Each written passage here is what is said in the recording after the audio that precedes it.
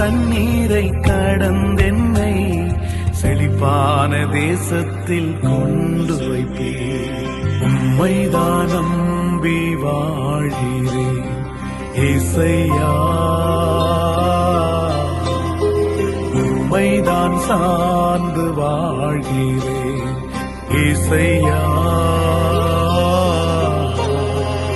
உலகமோ நிலை இல்லை, சார்ந்து கொள்ள இடமில்லை.